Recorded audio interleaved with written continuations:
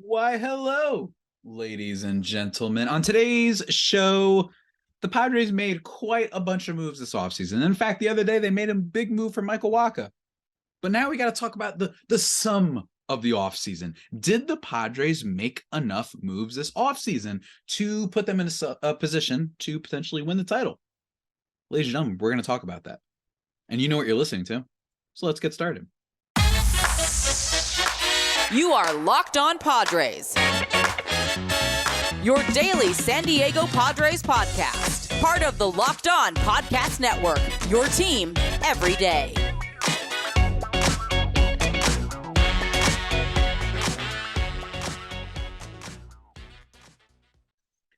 Greetings, ladies and gentlemen, and welcome to another edition of the Locked On Padres podcast, which is part of the Locked On Podcast Network, your team every day for Wednesday, February 15th. As always, I am your host with sometimes, occasionally, but certainly not always the most, Javier Reyes. You might be familiar with some of my baseball-related work at Just Baseball. Great website. Go check that out. Working on a feature for about an eternity now that I'm hoping to eventually get done, hopefully, if I don't procrastinate too much. Go check that out at justbaseball.com, or you could check me out on Twitter at Javipeno, JAVIIPENO, or at LO_Padres for your Padres fix when it comes to the tweets. And I know I've been using that account more. Ladies and gentlemen, got a fun little episode today. Feels like this is one that folks have been asking for. I mean, it feels like an episode that people are always asking for, and that is the kind of overall view of the offseason.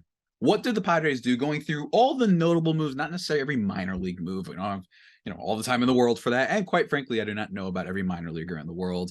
We're going to be talking about that, guys. Just a reminder, though, today's episode is brought to you by FanDuel Sportsbook, the official sportsbook partner of Locked On. Make every moment more. Visit FanDuel.com/LockedOn today to get started. All right, let's go through these moves, ladies and gentlemen. And what I think is important to note about the Padres offseason is that, look, man, it just shows you, I'm still old enough to remember when the Padres didn't do too much in 2021, that offseason. Coming off of the most disappointing second half in not just franchise history, but almost any franchise's history. The 2021 collapse was real. It was absolutely awful. All these people saying the Mets collapsed. No. That wasn't a collapse. All these people saying, oh, the Yankees, they collapsed. They almost lost it. No, that's not a collapse.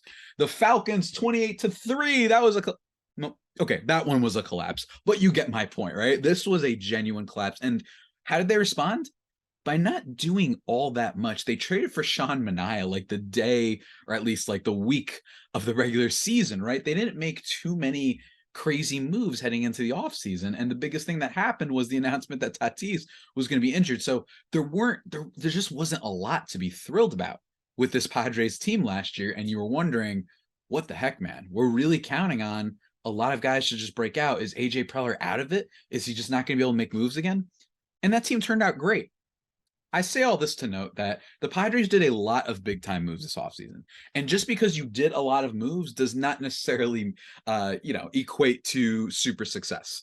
I think that's not meant to say that teams that historically never do anything should continue doing that, right? Your Brewers, your Guardians, your Tampa Bay Rays, your Baltimore Orioles. That's bad for baseball. But it is just worth pointing out that, hey, there's still a lot to be seen. And I think that it's a very foolish endeavor to start assuming certain things about a lot of teams. I remember just being in baseball drafts and fantasy baseball drafts, heading into 2021, where I'm with some league mates and they're like, hey, don't draft any, got to be careful with drafting these Giants pitchers, man, because when they play the Padres, they're going to get hit, and it's turns out that wasn't the case with the Padres offense. So anything can happen.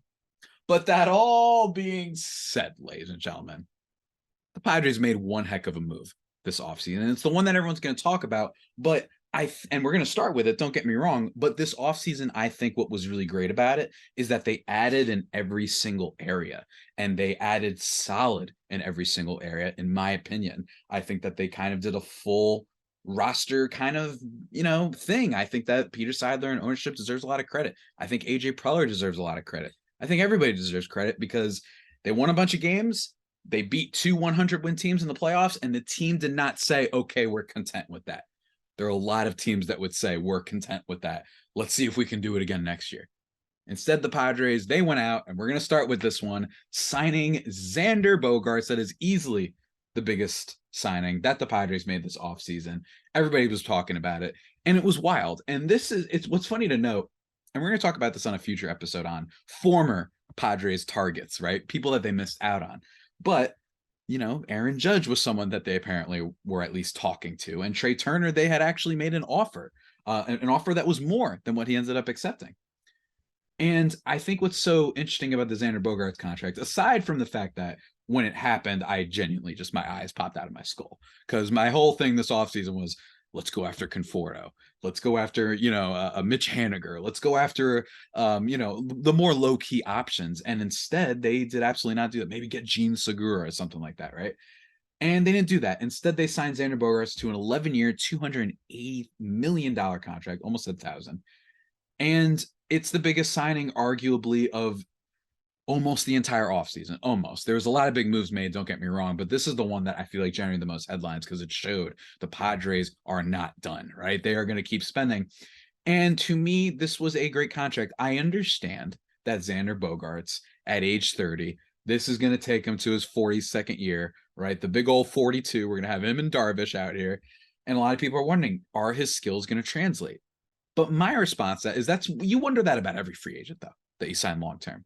And I think that, in fairness to Xander Bogaerts, the guy is basically, bar none, the most consistent player in baseball. This is a guy who hasn't had an F4 lower than, if I'm not mistaken, like a 3.9 basically every year. And last year he had his biggest season, which makes you slightly cautious, just because, of course, you have your best season during your contract year. But even still, it had some good signs. And the biggest sign was, on top of just the offense being as steady as they come and being a really clutch batter, he's been on winning teams before, the defense from Xander Bogaerts. According to Fangraphs, he had a 9 defensive rating last year that helped contribute to the fact that he's 6.1 F4, right? But even before that, 4.4, 5.9, 4.4, 4.6, 3.9. This guy has had really good F4 seasons, right? He stays healthy. He's everything. He is a genuine superstar type of free agent. And if you want to look at, more fielding stats and whatnot, his outs above average were great last year. I am curious to see.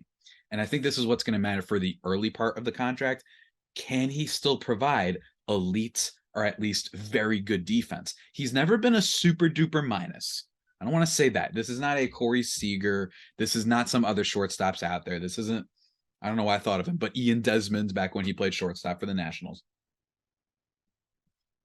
But it certainly wasn't his strength. And another thing to point out is that Xander Bogaerts didn't really hit for a lot of home run power last year. And coming to Petco Park, that doesn't necessarily bode well for him being able to increase that immediately. This is a guy who's hit 30 home runs before, but usually he's more of a 20 home run guy per se. And last year, 15 bombs. This is a dude who's going to get you doubles. He's going to at least slug a little bit, but it's not going to be a home run guy. But I think that overall, just getting a plus bat with the potential, assuming how much, was legitimate from last year, Xander Bogaerts is the biggest addition. And while the contract length does scare me, that's something to worry about later. What I do think is also very important to note about Xander Bogaerts, and don't worry, we're going to talk about more than just Xander Bogaerts this offseason, is the fact that it points to the idea of what's going to happen with Manny, what's going to happen with Soto, what's going to happen with Tatis and all these guys. Was the Xander Bogaerts contract something that foreshadows future moves from the Padres? Or is this basically them saying, Manny might leave, so we want to have this guy and Tatis? Or does it mean we really only think we're going to get Soto for 2 more years? Which, by the way, is awesome. It means that your window is now. I think Soto's going to be absolutely stupidly good this year. But it is worth pointing out, I wonder if the reason they were willing to commit this much money is because they know, or at least have an idea, that maybe they're not going to be able to keep this core all together for much longer, right? And they want to just say, at least we got this guy. You got Darvish, you got Musgrove, you got Tatis. Maybe if we are able to, you get Manny Machado too locked up. So we're going to see. The reason Soto might be a little bit unlikely, he declined 14 years, $450 million. That ain't no slapped contract. You know what I'm saying? So we're going to see how that all pans out. But that's the biggest signing of the offseason by far. And I really like it. I don't want to say I love it, because I think that there are some other moves the Padres could have potentially made. But considering that that's a big time offensive addition, and you are going to get another one in the Goober, which you can check out. Remember, guys, the bobblehead, link in the description of the podcast. I know that's not technically what they did this offseason, but they are adding technically for next year Xander Bogaerts and Fernando Tatis Jr. Two top, like the Padres have 4 MVP candidates in the top 15 and currently 3 in the top 10, according to FanDuel. That's wild. You know what I mean? And Xander Bogaerts, that signing is kind of what started making the Padres look like a super team. And I think that's what was so exciting about it. And it reminded everyone, yeah, this was no flash in the pan. This just seems to be the new way of the San Diego Padres organization. And for that and alone, it's like an A- or anything for me. We're going to see how it ages. There are some worrisome things, but still, I can't wait. But before we talk about the rest of the additions that were made, the additions that, you know, especially on offense, we're going to talk about those, and then we're going to talk about pitching. Before we get into that, ladies and gentlemen, let me just take a second to tell you about what I just alluded to before. FanDuel, ladies and gentlemen. Oh, yeah, it's good.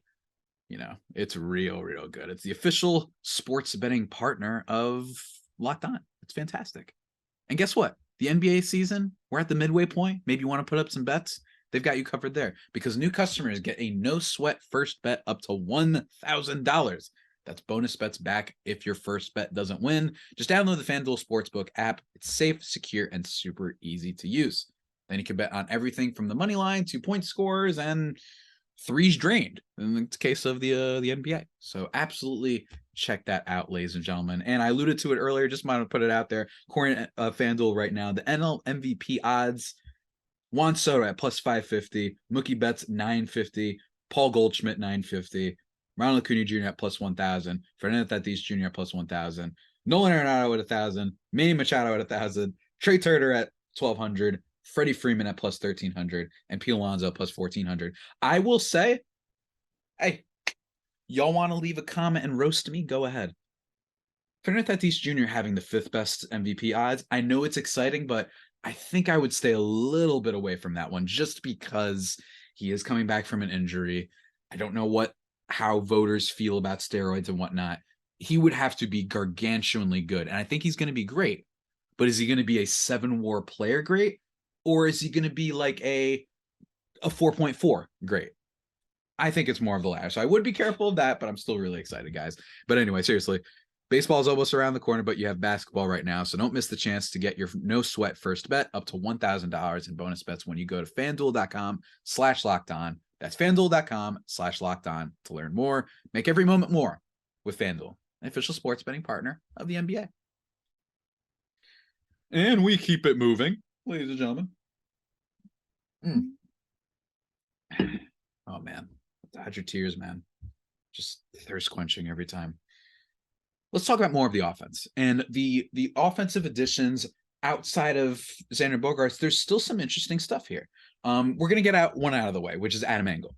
Adam Engel got brought over to the Padres. This is a dude who has basically never hit before. The only time he has ever hit in a way that wasn't, borderline atrocious was his 2021 season, in which he slashed 252, 336, 496. Sounds good, right? Yeah, but it was only in 39 games. So Adam Engel is not a guy that the Padres should be expecting all that much from. This is a signing that is just for depth purely, and he is a guy that is going to hopefully provide some defense. Really all to say about Adam Engel. I know he's not super old, but I think we know what he is at this point. Not expecting too much. It's just a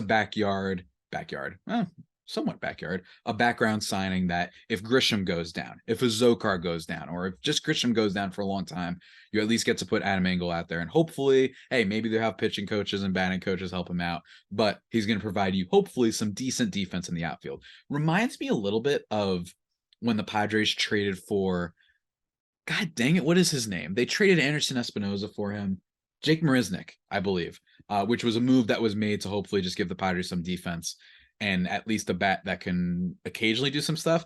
That didn't really happen, but I think that's what they're hoping for here. And considering that Adam Engel wasn't the third biggest thing that happened at the deadline, it's a lot more fine when you look at it in that respect, right? Because the Jake Marisnick was legitimately in 2021 like the third biggest addition that the Padres made, or the biggest addition after missing out on Scherzer. The Adam Frazier thing was the biggest thing. So, hey, whatever on that front.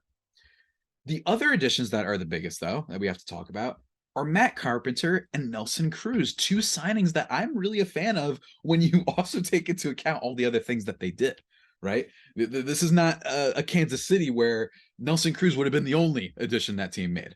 Just to take a shot at my boy Riley, who's been on the podcast a lot lately. But let's talk about Matt Carpenter first. Matt Carpenter last year had done some genuinely mythological things. And I'm not kidding when I say that. He didn't make any sense. He really didn't.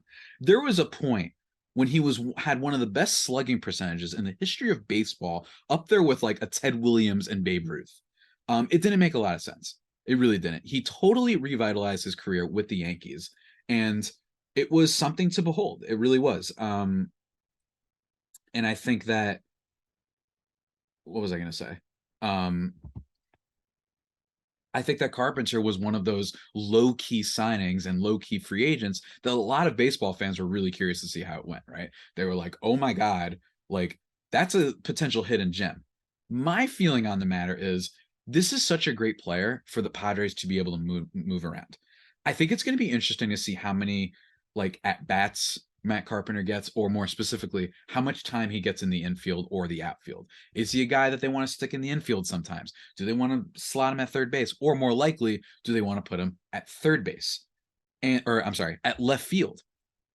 Totally, we don't know necessarily. He's not going to be a big guy on defense. He's super old, and that's fine. And even when he was in his prime, that wasn't necessarily what he was known for. He's not fast, right? That's not what he's going to do. But this past season, the fact that this guy went out did what he did, which is just like, I still can't get over this. In 2022, and granted, in just 47 games, he slashed 305 with a 412 on base and slugged 727, which was good for an OPS of 11 over 1100. Over 1,000. He was just absolutely broken. He had 15 home runs in just 47 games. Again, it doesn't make any sense what Matt Carpenter did.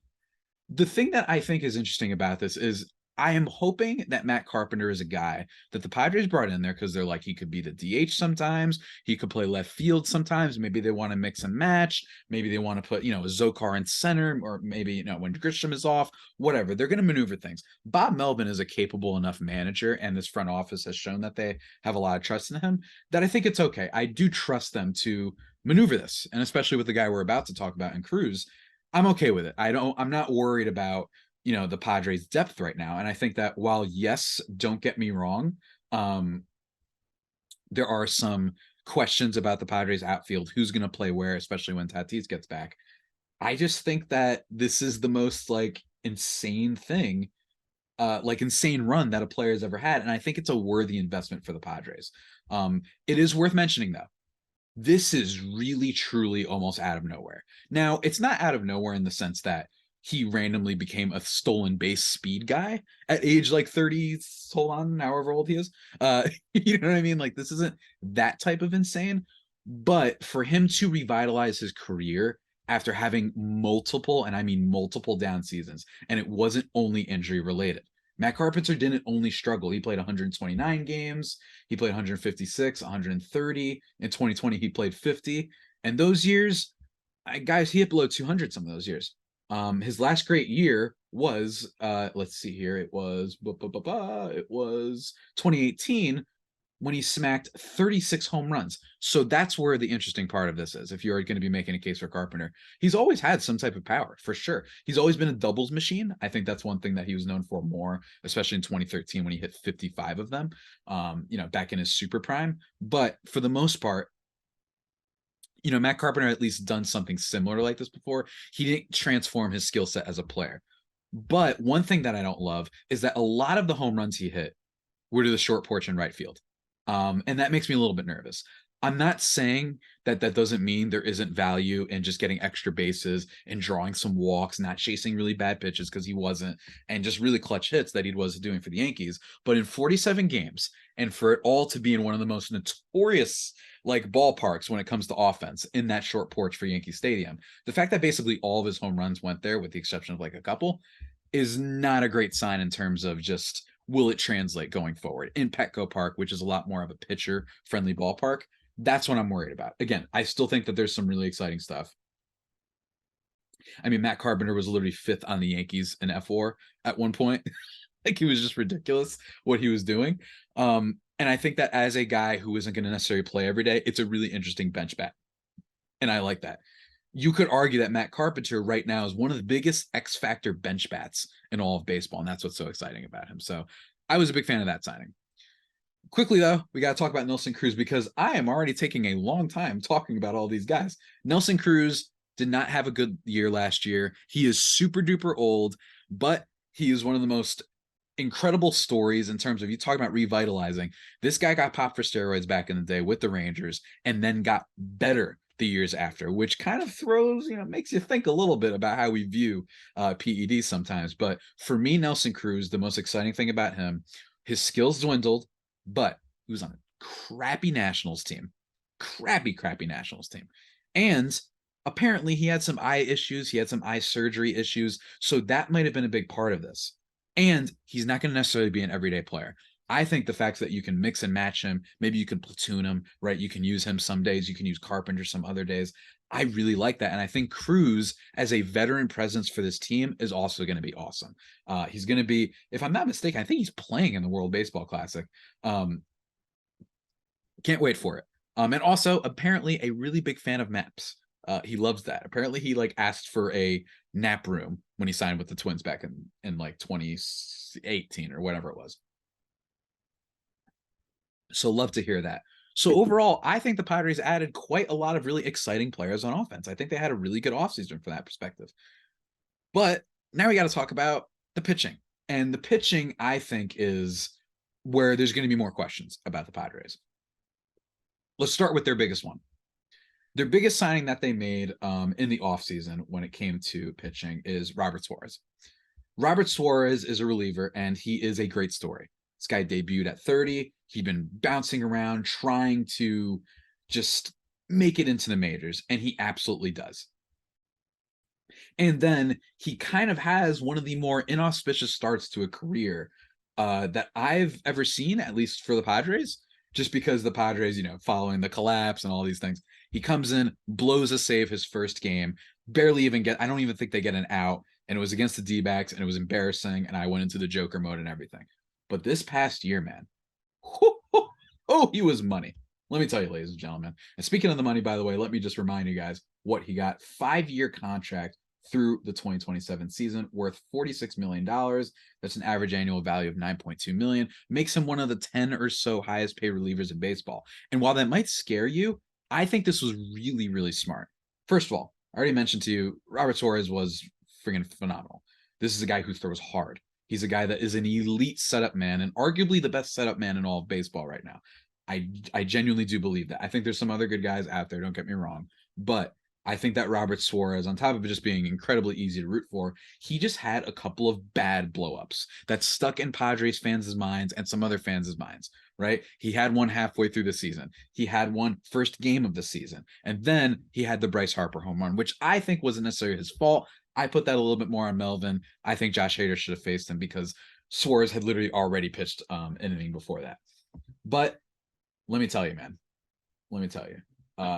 Robert Suarez was fantastic last year. 2.27 ERA. His expected stats, only 3.27. He had an excellent strikeout percentage. He was awesome.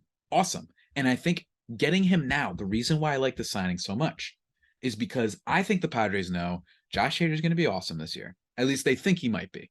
And Josh Hader has the name value, and he has the more longer period of sustained success. So their thing is, hey, you saw what Edwin Diaz got paid. They think he's going to get paid something like that, especially in a contract year. He's going to be motivated. So let's go get Robert Suarez right now at what will end up being a discount for a guy that might actually secretly already be one of the 12 best relievers in baseball, or maybe better. Josh Hader might be making $15 million next year for multiple years. And I think they figured, let's just jump on this now before people realize that Robert Suarez is that good. So that's why I really like the signing. I know it's a little freaky that he had 1 year and they already committed to him at age 31. I know, I get it. But 4 years, and it's going to be a lot less than what Josh Hader ends up getting. I think if you look at it from that perspective, that's awesome. You lock down a reliever. And I think with this Padres pitching staff, locking down and really kind of building on that bullpen is going to be huge, right? You've got Drew Pomeranz, who is phenomenal. But the problem with him is that he hasn't been healthy. Let me just remind you guys, though, I tweeted this out yesterday. Not a lot of people liked it. Drew Pomeranz, his last 44 and a thirds innings, he has a 1.62 ERA, a 33% strikeout rate, and a 0.181 opponent batting average against him. Problem is that he hasn't pitched in 552 days. So that's the big issue there. But here's what I'm trying to allude to. There's a world where the Padres can have Drew Pomeranz, Robert Suarez, Josh Hader. Woo! That's dynamite, guys. And not to mention there's some sleeper potential and guys like Steven Wilson. All that together makes me really like this Robert Suarez signing. Again, I don't know if I'm over the roof about it, but I do think when you take into account that I think Josh Hader is going to be gone and I think he's going to make a ton of money elsewhere, that's why I really like it. Next signing is Nick Martinez. And again, I got to go through these a little bit faster. Nick Martinez, I infamously thought that it was a bad signing best offseason. I thought there were better players. I liked Alex Cobb. I liked Alex Wood, which I was definitely wrong about. And I liked, I believe, Tyler Anderson more. Here's the thing. What I like about Nick Martinez is his attitude. His numbers do not jump off the page, but he's a gamer and he can go deep into games sometimes. And he can be a long inning reliever. He's the Swiss Army knife of this Padres pitching staff. That's what I like about him. You need him for a start sometimes. He'll do it. Might not be incredible. He might walk a couple batters, not get many strikeouts, give up a couple hard hits and whatnot, but he'll battle and he'll probably give you 5 innings. That's still something. And then when he's in the bullpen, this guy's ERA just completely changes. I'm talking a 2-run difference, a 4.5 to a 2.3 type of difference. Like it's that level. At least it's around that level. I don't have the numbers in front of me. My apologies, guys. But I don't mind this signing for the Padres. I think he's a Swiss Army knife guy, and I think having that dude on your team is great. He clearly wanted to stay with the Padres by all accounts, and that's always good. Love to have a guy who still wants to be a part of what the Padres are building. The only reason that the Nick Martinez signing could be viewed as poor is if you're like, wow, you're really counting a lot on him being your 4th starter and the next guy, Seth Lugo, being your 5th starter, right? Having both of those guys, and we talked about this on yesterday's episode, so I won't talk about it too much, but the Padres were basically, until a couple days ago, banking on either Martinez, Lugo, Morejon, Tehran, Groom, Neer to fill out those 4 and 5 spots. Now they're in a position, because of the signing of Michael Wacha, which we'll briefly go over in a second. Because of that, they don't have to necessarily worry about that. They just need that last guy to fill in that 5 spot. Maybe it's a piggyback thing. Maybe it's Seth Lugo plus Nick Martinez for the 5th spot. Maybe Adrian Morejon finally has that breakout that we've been hoping for. Heck, maybe Julio Tehran randomly becomes good again. I don't know. Brent Honeywell, another signing that the Padres made, who's basically a little bit of a bust player. He was a former top prospect, but always hurt. Doesn't seem to have all that much, and just, there's not much to say about Brent Honeywell, but I think that the signing of Nick Martinez is solid. Don't love it. It feels like the Padres almost did it because they had to. And he did have an excellent postseason, which I am always a little bit wary when guys do awesome in the postseason. You kind of reward them for that, just because we've seen in the past for how long a baseball season is. I do worry about that. I just like Nick Martinez. I remember after one of my initial podcasts about him, someone who had a Martinez last name was like, hey man, if you want your own show, shove it. He throws heat. He did so much better in Japan League, and he throws harder. He increases velocity. What's funny about that comment is 2 weeks later, about 3 weeks before the season, I changed my tune on Martinez. And I think the bottom line is he fills in what he's supposed to do, right? This is not a guy who has to go out there and be a superstar. And I think in that respect, he did pretty well. Michael Wacha, I talked about in yesterday's episode. I think he's got a lot of issues. I do not like how he's just a changeup guy. I do not like that he does not manage to stay all that healthy. Only once as he pitched over 130 innings over the past few years. Doesn't get a lot of strikeouts. His big thing is walks, and he'll hopefully give the Padres innings. That's how I view that signing, and that's fine. And it goes to what I was saying before about how, okay, we don't need as many breakouts as we did, and that changes everything, even if it's just one pitching spot. Other big signing that the Padres made is Seth Lugo. Wow. What I will say about Seth Lugo is the same thing about Nick Martinez, in the sense that he's kind of clearly been shown to be better as a relief pitcher. He did excellent with the Mets.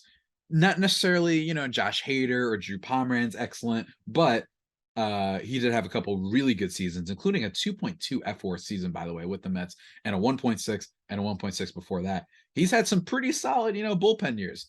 Even if, some of the ERA numbers get a little bit inflated, ERA isn't necessarily the best thing to look at for relief pitchers sometimes. It does scare you because it can get inflated a little bit, as Josh Hader has shown you recently, right? Like his got really inflated last year. But overall, high strikeout guy. He's been that way for a while. The Mets fine-tuned him. I don't know how he's going to work as a starting pitcher. I don't even know if he's going to have many games as a starting pitcher. If it works, it works, right? But I think that guy could be awesome in the bullpen. And I wonder if a lot of what his role, same thing for Martinez to an extent, might have to do with the health of Drew Pomeranz. If he's ready to go somewhat early into the season and he's pitching well, then they might be like, okay, cool. We can just move Lugo or Martinez to the bullpen. That's what I like about those signings. These are guys that at least, even if they don't work as starting pitchers, you have notable, like a giant sample size of them succeeding in the bullpen, especially with Seth Lugo. So that's why I like those signings.